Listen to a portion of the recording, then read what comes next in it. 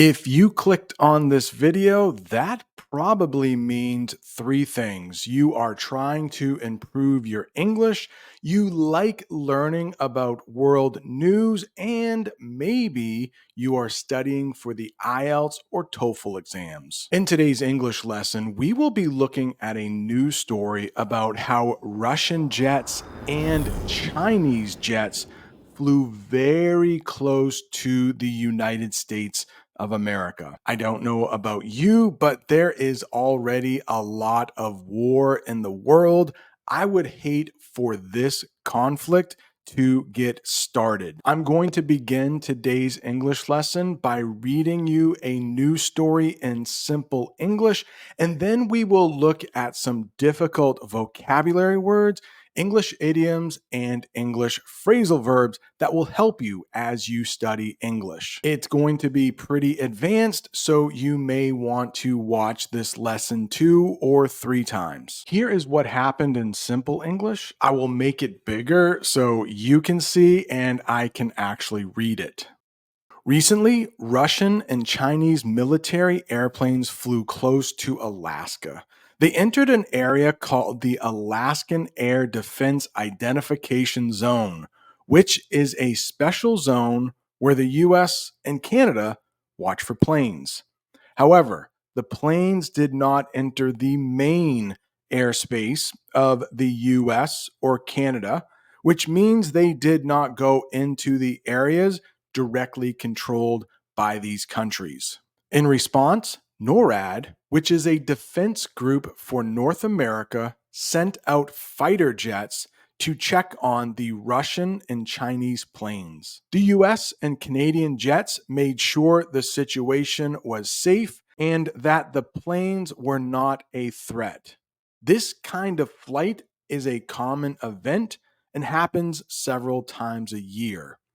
This time was special because it was the first time Russian and Chinese bombers flew together near US territory. Maybe the first thing we should talk about is where in the world is this located? The article mentioned Alaska. That is one of the 50 states of the United States, and it is the closest to Russia. Take a look at how close the two territories are.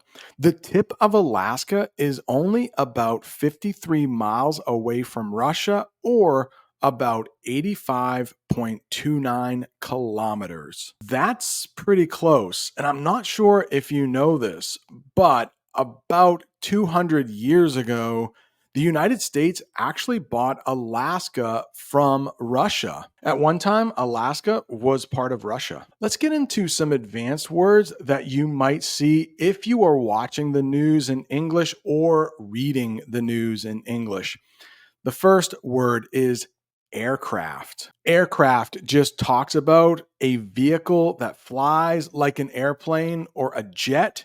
Chinese and Russian aircraft flew near Alaska. The next one we should talk about is airspace. And right below, I will have a definition for you, and I will use that term in a sentence. What is airspace? It's the sky above a country. The planes stayed in international airspace. Oh no.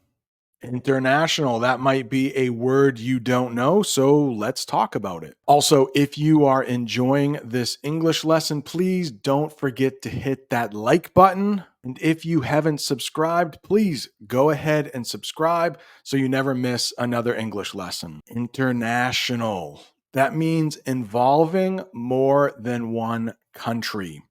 The planes were flying in international airspace, which is perfect, right? If the planes had gone into the airspace over Canada or the United States, we might have had trouble. Speaking of international, have you heard of the International Space Station? It's quite a mouthful. So in English, we often just say the ISS, but the International Space Station, or the ISS, flew over my house last night. And the reason we call it international is because more than one country is involved in the International Space Station. Countries involved in the ISS are the US, Russia, Japan, Canada, and the European Union. This next one might be difficult to pronounce, so I will say it a couple times. Sovereign. Sovereign. What does it mean? It means having power over itself. So the US is a sovereign nation. The planes did not enter US sovereign airspace. So that's combining a couple terms we've talked about. The airspace above the US, that's sovereign. Other countries cannot fly into US airspace without permission. We talked about aircraft earlier. Well, one type of aircraft is a bomber. Take a look below. A bomber is pretty much what it sounds like. It's a plane that drops bombs. The Russian bombers were flying over Russian airspace. Tensions. I hope you don't have these in your own life, but you can have political tensions. That usually means tensions between two or more countries, or you could have social tensions. Maybe you and your spouse are having a little bit of a fight. Maybe you and your friends are not getting along. Tensions. It's a situation where there is a lot of disagreement or conflict. Here is a sentence using tensions. The tensions between the two countries increased after the incident. This next one has a couple different meanings. The word is joint, and we will talk about 3 different ways Americans will use this word. The first one, it comes from this news story. Joint means done together by more than one group. It was a joint flight by Russia and China. So they were working together. It was a joint mission. Here's my favorite type of joint. It's a place, often a restaurant, bar, or venue that is not fancy. Let's grab some food at that new pizza joint. The burger joint down the street is good too. Okay, be careful with this one. If somebody offers you a joint in English, they're probably talking about this: a marijuana cigarette or a rolled cigarette containing marijuana. They smoked a joint at the party. This next word also has a couple different meanings. We will talk about 2 meanings for the word monitor. It might mean to watch closely. The US military monitors the skies over Alaska. And you can imagine they are monitoring those skies even more closely now that Russian and Chinese jets have flown close by. Aw, what about this one? Maybe you have an older dog and you might be monitoring that dog's health. As dogs get older, they become less healthy. Here's a sentence: they are monitoring the old dog's health. But you could also have a monitor, like maybe you are watching this English lesson on a monitor. It's a display used to show images or information, maybe like a computer monitor. Here's a sentence: I bought a new monitor for my computer. Earlier in the lesson, I read about NORAD. Let's talk about what NORAD is.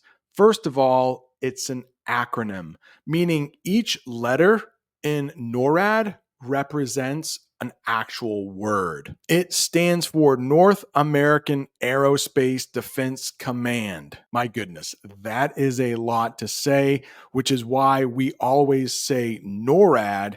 Now let's talk about what it is. A joint, you know that word now, hopefully, a joint military organization between the US and Canada to protect the country's airspace. NORAD involves both the US and Canada, and it is designed to make sure both of the countries stay safe. Intercept. You can intercept some communication. You could intercept some mail. You could intercept a phone call. Intercept means to stop something before it arrives. US and Canadian jets intercepted the Russian and Chinese jets. It basically means the US and Canada stopped those jets before they could enter US airspace. Escalate is a verb that we hope doesn't happen in this situation, and it means to make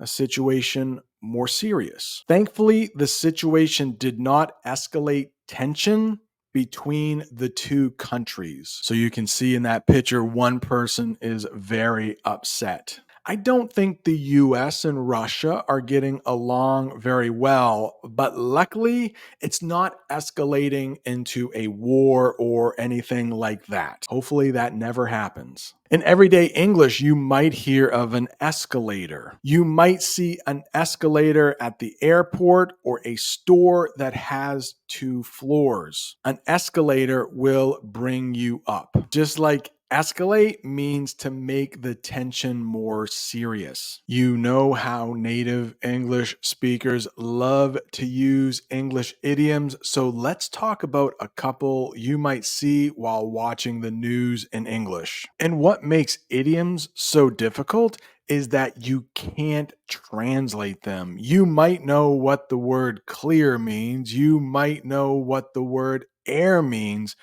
but put them together and you have an English idiom that really doesn't translate at all.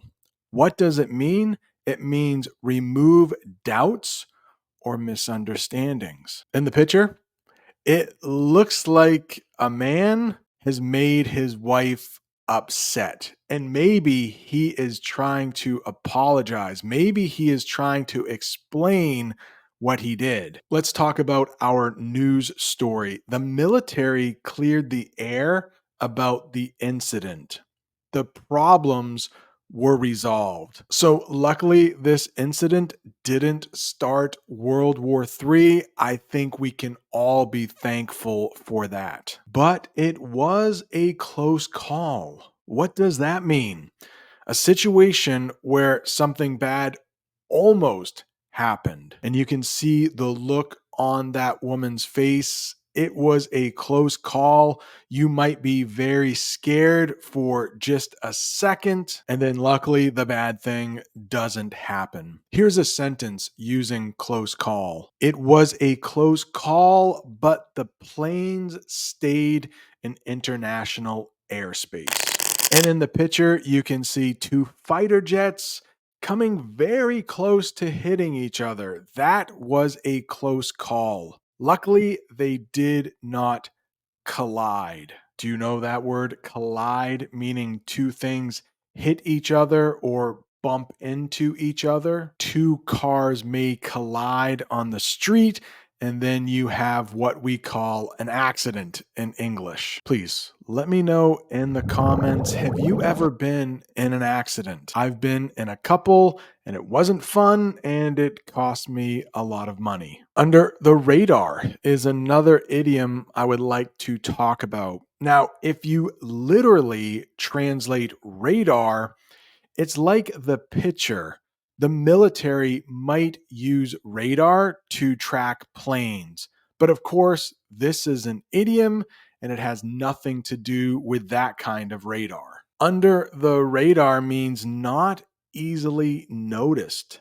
The planes did not go under the radar. NORAD saw the planes were flying close to US airspace. The military noticed them. Here's an example of under the radar that I say quite a bit at work. I try to stay under the radar at work.